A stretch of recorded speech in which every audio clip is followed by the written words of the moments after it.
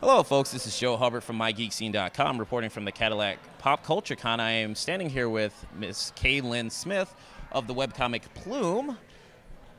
Miss Smith, or what would you like for me to refer to you as? Oh, Kaylin's good. Kaylin, Yeah. okay.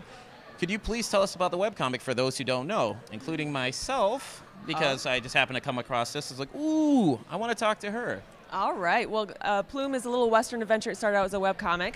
It's kind of like Indiana Jones meets Hell on Wheels. So it's like the Western genre with a little bit of fantasy mixed in there. And the main character is Vesper Gray, and she's got her little, companion Cork. He's not quite human, and so he's bound to this girl who is hell-bent on revenge. And so he's bound to this girl that is like complete thorn in his side, and that's his goal is to protect her. And so he's on this quest with her, just a reluctant sidekick, basically. And so she's trying to recover some stolen artifacts from her father. And I'm sorry, her father didn't steal them, for her father. And that's kind of the adventure as they're going through the West, discovering secrets and getting back artifacts. Why the Western setting? Well, I grew up with horses, and then my parents have always loved the Western movies, like the classics. I love 3:10 to Yuma. I like the remake, the True Grit. I actually played religiously Red Dead Redemption. Okay. And that's kind of where the setting, stemmed from. I loved that game, and so I fell in love with the Western genre all over again when I played that game. So I don't know, it's just a great genre. It's just classic. Now, for Red Dead Redemption, I know it's a little off, but what about the zombie DLC for that? How did you feel about that? Undead Overrun was my thing. I loved it. I still want to play it here and there, but it seems like the multiplayer has just kind of died off. Like, you don't see a whole lot of people on it anymore, but it's a lot of fun. Okay. And the world is so wide open that you don't run out of things to do.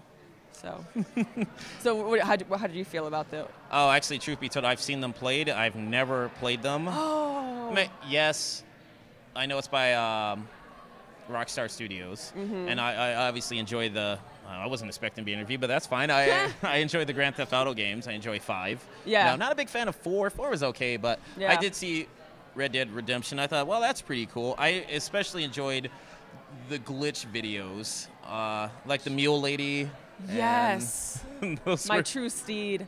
Yes, the glitches probably is the main reason why you need to play the game, and then you stay for the story. I mean, that game looked so massive. Yes. So, and plus, it was already spoiled for me, like the ending, what happened. Yeah. So, Yeah. but I could still play through it at some point. But the problem is there's like so many games out there. It's nearly impossible for one person just to play all the stuff that they want unless they were somehow rich and they just did nothing but play video games. Yeah, and that's no life. That is no life. Yeah. It might be fun for a bit, but then you would start hating yourself and Yeah, everyone a else little around bit. you. Yeah. Okay. What are some of the themes of the webcomic?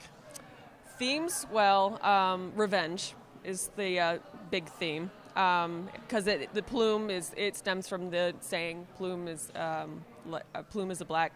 Oh my gosh. Cloud of smoke? Cloud of smoke. Oh my God. Revenge is like a plume of black smoke is what it is. And so she's just trying to get revenge, but you could see the plume of smoke, but you can't grasp it.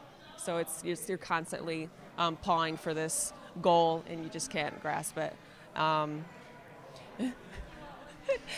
And so, yeah, it's basically, that's the overall theme is revenge, and revenge creates revenge creates revenge. So it's kind of a unraveling story. What were the inspirations for the characters? Oh, Ooh, I know. Question. Dun, dun, dun, dun. Inspiration. I read a lot of Fullmetal Alchemist. So Cork is a little bit of Edward Elric in there. And then I grew up with Disney and Don Bluth. So it's kind of like an American anime and Disney style. I hate to like lump myself in with Disney. I used to be a fan. I'm not a huge fan now. And then Avatar, The Last Airbender. Oh my gosh, they did an amazing job with that, story-wise and animation. So I've kind of gotten a little bit of influence from there too. Okay, well, I mean, if we're gonna talk about Fullmetal Alchemist, original series or Brotherhood? I had this conversation yesterday. And I want to say Brotherhood because it sticks with the manga very closely. But there is, since I started with the original, there is a special place in my heart for the original, even though it is a completely different storyline. It's completely different. I'd have to say Brotherhood, though. I would agree with you on that one. Outside of a few minor changes. Yeah. Especially the first episode. You know, yes. But I do enjoy that. I enjoyed that thoroughly. I read the entire manga series as well, so I would highly recommend that. If no one's ever seen that, please, by all means, check that out. Brotherhood. All right. You mentioned to me before we started the interview that you're working on an upcoming project. Could you please elaborate on that? It's a novel, and so it's going to be, I don't know if it'll be a graphic novel. It's in the novel form right now, and I might split it up a little bit, but it's to do with time travel, and it's kind of wacky. It's time-traveling pirates, and so it's like... That's awesome already. Yeah. I'm sold. I don't care what anyone says. says. Okay, so it's called Crack Goes the Engine, and it's like this giant ship that goes through time and space. So as we stand next to a TARDIS, as I say that. But it's a bunch of time travel, and it's like a huge undertaking because you have to interweave all these different storylines, and they interact with past storylines, and it's awesome. Like, I'm having a blast writing it, so we'll see how it... I have faith that you will not make it convoluted because time travel can get convoluted. Exactly. You got to keep it basically simple, but...